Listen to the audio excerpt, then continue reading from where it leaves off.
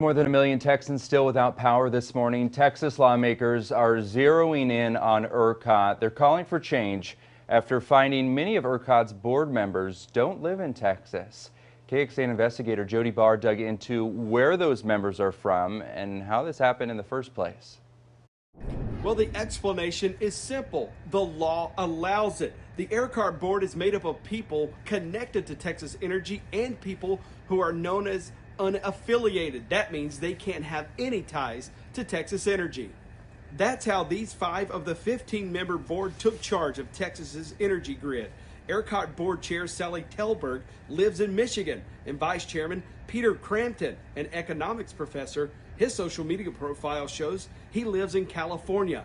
Terry Bulger lives in Illinois. Raymond Hepper lives in Maine. And Vanessa Ansetti Pereira doesn't even live in the country. Her LinkedIn profile shows she lives in Canada. ERCOT CEO Bill Magnus didn't answer questions today about the ERCOT chairwoman calling Michigan home. How can you best serve Texans with a board chair that lives in another state?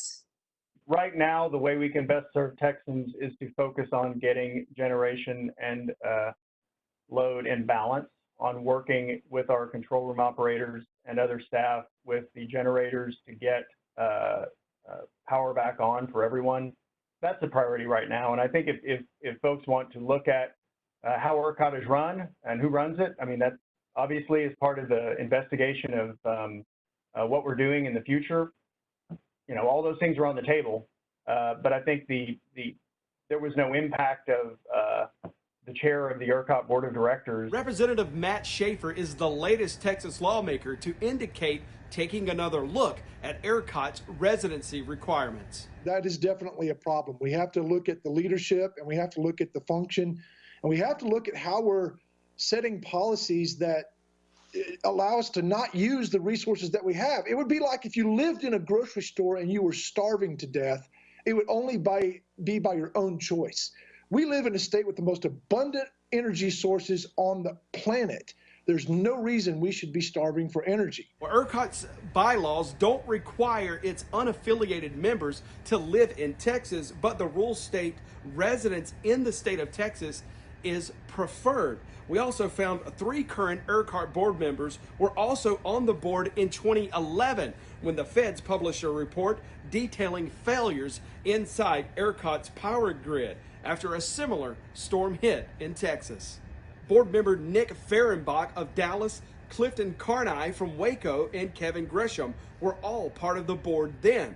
That storm left more than 3 million Texans without power for several days. Well, that list also includes current ERCOT CEO Bill Magnus, who at the time was a vice president and ERCOT's general counsel. I reached out to all 3 members and the CEO asking for an interview, but no one has yet agreed to one. Jody Barr, KXAN investigates.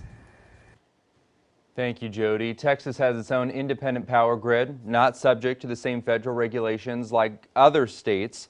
Former Governor Rick Perry was quoted in the U.S. House Republican leader's blog Wednesday. He was saying, quote, Texans would be without electricity for longer than 3 days to keep the federal government out of their business, end quote. We told you yesterday how Mansfield Dam and other dams in the Highland Lakes chain will ramp up power generation to help out the electrical grid. The Lower Colorado River Authority, or LCRA, actually has more than just hydroelectric power. There's the Ferguson Natural Gas Power Plant, that's in Horseshoe Bay, also the Gideon Power Plant and Lost Pines Power Project in Bastrop. There's the Fayette Power Project coal plant near LaGrange, adding the Highland Lakes Power, and the LCRA owns or has the rights to about 3,300 megawatts of power, which is about enough for 1 million people. But that power doesn't necessarily go to a specific area. Instead, the power goes into the ERCOT grid, so even if you live right next to one of these plants, you could still be in the dark. But in terms of generation, the LCRA told us it's been pleased with how all its facilities have been performing during this extreme winter storm.